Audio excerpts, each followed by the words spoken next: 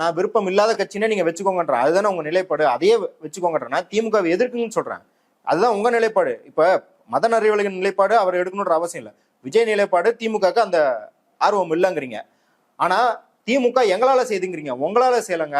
அது ஏற்கனவே இங்க இருக்கிற செயல்பாட்டாளர்கள். நம்ம மகாராஷ்டிராக்கே போவோம், திமுக விட்டுரும், அதிமுக விட்டுரும், மகாராஷ்டிராக்கு போவோம். சந்துரு அன்னைக்கு ஒரு கதை சொன்னார்ல, அந்த கதையை கேட்டீங்கல்ல. அவர் என்ன சொன்னாரு, 56ல எழுதி கொடுத்துட்டாங்க, 56ல ஆரம்பிச்சு 58க்குள்ள எல்லாத்தையும் தொகுத்தே கொடுத்துட்டாங்க. ஆனா 88ஆம் ஆண்டு வரைக்கும் அதை கிடப்பில போட்டிருந்தாங்க அப்படின்னு நீங்க சொன்னீங்களா. அந்த துப்பாக்கி சூட்டு நடந்தது. அந்த துப்பாக்கி சூட்டின் அழுத்தத்துக்கு பிறகுதான் அரசு என்ன பண்ணுது, காங்கிரஸ் அரசாங்கம் அறிஞர்களை கூப்பிட்டு இத்தனை வால்யூம் எழுதுங்க அப்படின்னு சொல்லுது.